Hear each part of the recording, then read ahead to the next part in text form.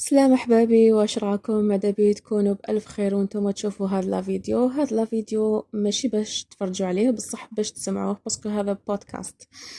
زعما تريحوا رواحكم هكذا وتحطوا البورطابل بحداكم وتبداو تسمعوا فيا وانا نهضر معاكم. ماذا بي تكونوا بالف خير. كاين فيكم اللي يعرفني، انا ابتهال اللي قبل سنين طويله هكذا اشتهرت بزاف على يوتيوب، من بعد هكذا اختفيت لظروف شخصيه. وكاين على بالي باللي الناس دوكا راهم يسمعوا فيا ويقولوا شكون هذه الجزائريه، احنا ما نعرفهاش. انا مانيش جزائريه، انا عراقيه ونسكن في العراق. وبكري شاركت معاكم القصه تاع انه كيفاش تعلمت الجزائري وهكذا، بصح من بعد نحيت كلش. الا حبيتوا نعاود نبارطاجي هذو القصص تاعي تاع انه كيفاش تعلمت الجزائري وهكذا، ماذا بيت تكتبوا لي في لا كومنتار الا راكم مهتمين. المهم حبيت نسجل هذا البودكاست باش نقول لكم باللي توحشتكم بزاف. عندي 7 سنوات من اللي ما بارطاجيت شوالو، عندي 7 سنوات من اللي ممكن تخليت شوية عن الحلم هذا، باسكو كانت أفكاري ماشي مرتبة وما كانش دعم عائلي كما ذكرت في الفيديو السابق اللي كنت نظر فيه باللهجة العراقية. واش نقول لكم ثاني؟ توحشتكم بزاف، توحشت هذاك الدعم، توحشت الناس اللي كانوا يجوا يهضروا معايا على انستغرام. الا راكم مهتمين، انستغرام تاعي مكتوب الاسم تاعو تحت في صندوق الوصف، بودكاست مع ابتهال. لو كان تحوسوا عليه في انستغرام تلقوه بسهولة، باسكو غير انا اللي اسمي ابتهال.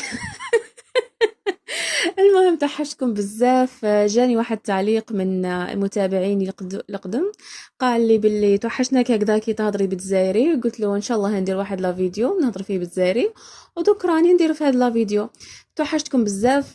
ماذا بي الا تسمعوني هذه اول مره تكتبوا لي في التعليقات الا راني نهضر الجزائري بشكل مليح ولا لا. كاين بزاف اللي يقولوا لي اللهجه تاعك تبان باللي من الشرق، وكاين اللي يقول لي راكي تقولي حرف القاف تسمى راكي من العاصمه. انه منش. انا من العاصمه بغداد بصح مانيش من عاصمه الجزائر، هذا هو الفرق. علاش غبت لمده 7 سنوات؟ ذكرت هذا الامر هذا في الفيديو الاول اللي درته على القناه، تقدروا تشوفوه. واش حبيت نقول لكم؟ حبيت نقول لكم باللي هذا المحتوى الجديد تاعي بصح يا رب يا الله لو كان نلقى تشجيع منكم، ها راني نقول لكم لو كان نلقى تشجيع منكم راح نستمر باذن الله في المحتوى هذا. باسكو انا اكتشفت من بعد 7 سنوات من حياتي هذه اللي قضيتها هكذا مع فاميلتي، ومن بعد تزوجت عراقي، ما تزوجتش بالجزائري، لا. من بعد 7 سنوات اكتشفت بزاف الامور، بزاف زعما.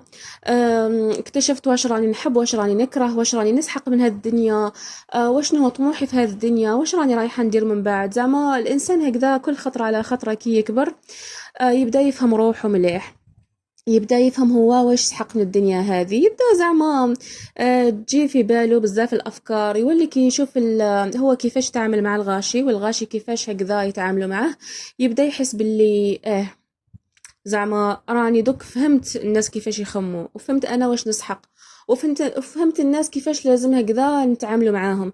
باسكو ماشي كاع الناس كيف كاين بزاف الغاشي هكذا اللي في حياتنا لو كان نقدموا لهم كلش يكون عندهم والو، باسكو هما ما يسحقوا منك والو، ما يسحقوك حتى في حياتهم. يقول لك انت واش تسحق من عندنا، احنا ما نبغيكش في حياتنا، تراك دير لنا في المشاكل. تخيلوا كاين ناس كيما هاك، كي انت تكون في حياتهم هكذا حاجه وتحبهم بزاف، تمنى لهم الخير وما يشوفوها مصدر ازعاج، باسكو هما والفوا.